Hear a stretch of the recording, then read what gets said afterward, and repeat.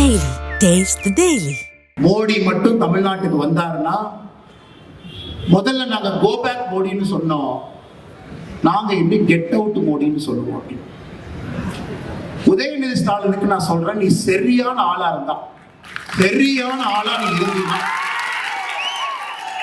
உன் வாயிலிருந்து get out Modi நீ சொல்லிப்பார், நீ சொல்லிப்பார், நீ சொல்லிப்பார்.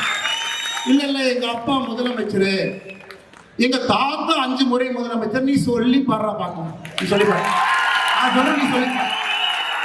வாயிலிருந்து எங்களுடைய உலக தலைவரை எங்க தாத்தா முதலமைச்சர், அப்பா முதலமைச்சர், எங்க அப்பா சிட்டிங் முதலமைச்சர், நான் சிட்டிங் துணை முதலமைச்சர் சொல்ற பார்க்கணும், சொல்ற. நீ மந்தானத்து கேட்ல சொன்னேன் 2 நாட்களுக்கு முன்பு, நீ என்ன சொன்ன சென்னையில? கெட் அவுட் மோடி, வெளியே போடா மோடின்னு சொல்லுவாராம். உன் வீட்டுக்கு வெளியே வந்து பால்டாயின் பாபு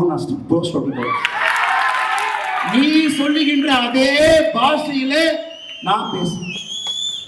உனக்கு ஒரு உலக தலைவரை மதிக்க தெரியல, ஒரு கத்துக்குட்டி, நீ கத்துக்குட்டி.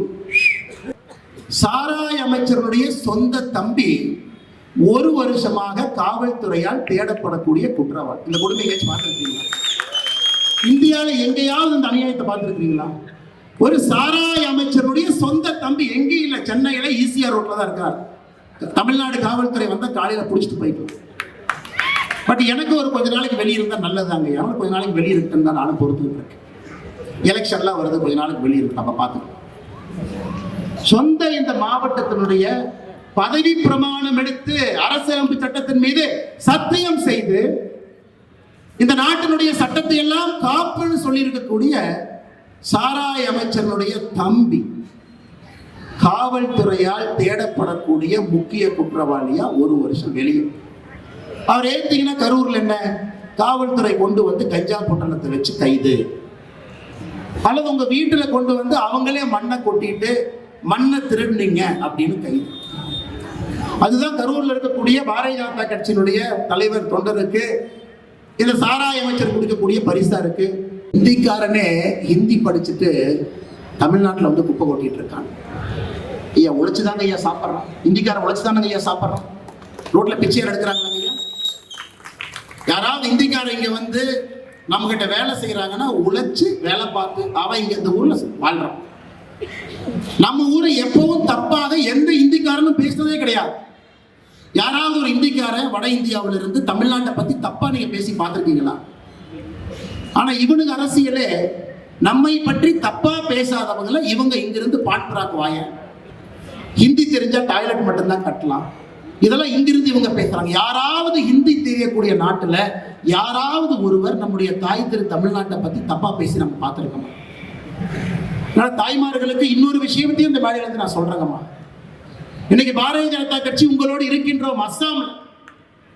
அஸ்ஸாம்ல 37 லட்சம் பேர் பிஜேபி ஆட்சிங்கம்மா. அஸ்ஸாம்ல 37 லட்சம் பேருக்கு மகளிர் உரிமை தொகை அஸ்ஸாம்ல எவ்வளவு கொடுக்கிறோம், அதில் ஒன்னொன்னா பார்த்துட்டு வரலாம். அஸ்ஸாம்ல பாரதிய ஜனதா கட்சியினுடைய ஆட்சி ஒரு தாய்க்கு 830 ரூபாய் கொடுக்கிறோம் அஸ்ஸாம். மத்திய பிரதேசல 1,30,00,000 பேருக்கு 1,250 ரூபாய் மாசம் கொடுக்கிறோம். மகளிர் உரிமை தொகை பாரதிய ஜனதா கட்சி ஆளுகின்ற மத்திய பிரதேச மாநிலத்துல 1,250. சத்தீஸ்கர்ல 80 லட்சம் மகளிருக்கு 1000 ரூபாய் கொடுக்கணும். சத்தீஸ்கர்லிங்கம்மா 80 லட்சம் மகளிருக்கு 1000. மகாராஷ்டிராவில் பாரதிய ஜனதா கட்சி ஆட்சியில் இருக்கக்கூடிய மாநிலத்துல 1,80,00,000 தாய்மார்களுக்கு 2,100 ரூபாய் கொடுக்கணும். நாளை காலை 11 மணிக்கு டெல்லியிலே பாரதிய ஜனதா கட்சியினுடைய ஆட்சி பொறுப்பேற்க இருக்கின்றார். முதல் கையெழுத்து டெல்லியில் இருக்கக்கூடிய தாய்மார்களுக்கு மாதம் 2,500. பாதகம் செய்பவரை கண்டால் நாம் பயம் கொள்ளலாகாது பாப்பா.